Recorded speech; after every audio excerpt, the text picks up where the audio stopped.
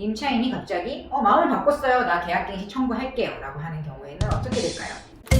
다른 방법 가해자를 특정하고 범죄 사실 안녕하세요. 부동산 전문 변호사 조변입니다. 임대차 3법이 시행된 지 수개월이 흘렀는데요. 아직도 문제점이 많이 발생을 하고 있지요. 임차인과 임대인 간에 가장 많이 다투는 부분이 바로 계약갱신 청구권 관련입니다. 계약갱신 청구권이 뭐냐? 2년간 계약을 했던 임차인도 앞으로 2년을 더 살겠다고 청구할 수 있는 권리를 말을 하는데요. 이 계약갱신 청구는 계약 만기 6개월 전부터 2개월 전까지 사이, 그러니까 4개월간의 기간 동안 청구를 해야만 인정받을 수 있는 권리입니다. 이때 임대인도 무작정 다 들어줘야 되는 것은 아니고 본인이 직접 들어가 산다, 혹은 본인의 직계 존속 또는 비속이 직접 거주한다라는 이유로 계약갱신 청구를 거절하실 수 있어요. 이렇게만 정해져 있습니다, 법에는. 그런데 실제 사례에서는 굉장히 다양한 문제들이 발생하고 있어요. 계약갱신 청구권 관련해서 실제로 벌어지고 있는 문제점 하나하나씩 짚어보겠습니다.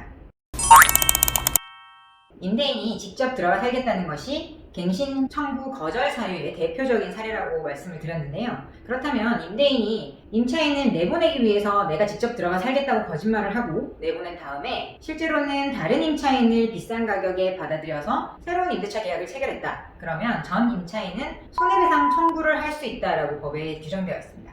그 손해배상 청구라는 것을 법에는 쉽게 규정해 놓았지만 실제로 속아서 나간 전 임차인의 경우에 소송을 제기할 때는 많은 문제점이 발생하는데요. 그 집주인이 직접 이 집에 들어가 살고 있는지 아닌지를 입증할 책임이 바로 소송을 제기하는 전 임차인에게 있기 때문입니다. 주민센터에 가시면 확정일자를 열람할 수 있는 방법이 있는데요. 최근에 이 확정일자를 열람할 수 있는 범위가 전 임차인에게까지도 확대되었기 때문에 이 부분을 확인하시는 방법이 하나 있겠으나, 새로운 임차인이 확정일자를 받지 않는 경우에는 새로운 임차인이 들어가 살고 있는지 아니면 집주인이 직접 들어가 살고 있는지를 확인하지 못할 수도 있어요. 가장 정확한 방법은 일단 소송을 제기해서 법원을 통해서 사실조회를 하여 집주인이 직접 살고 있는지를 확인하실 수 있는 방법밖에 없는데요. 일반인 분들이 쉽게 소송을 제기할 수 없다는 점을 고려하면 조금 답답한 제도라고 보실 수 있습니다.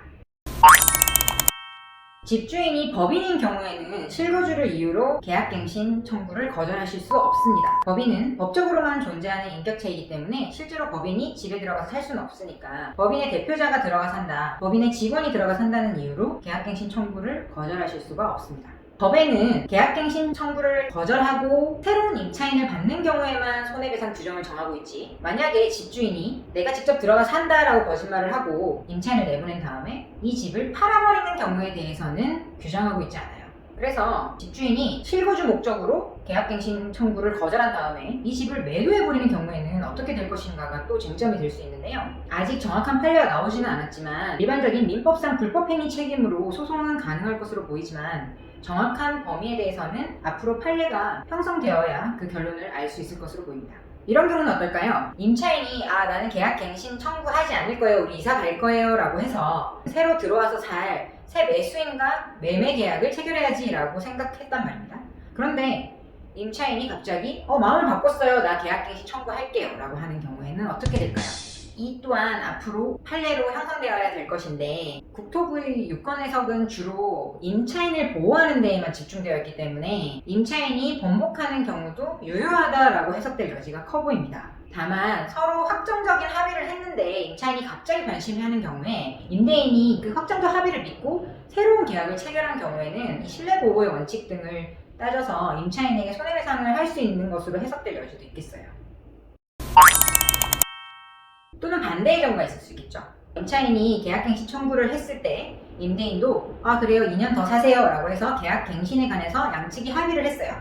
그 다음에 임대인이 갑자기 변심을 해서 생각해보니까 내가 직접 들어가 살아야겠어요, 나가세요 라고 하는 경우는 어떻게 될까요? 조금 불공평해 보일 수는 있겠지만 또 임차인을 굉장히 보호하는 국토부의 입장에 따르면 이 경우에는 계약갱신 거절이 안 된다라고 해석될 여지가 커 보입니다.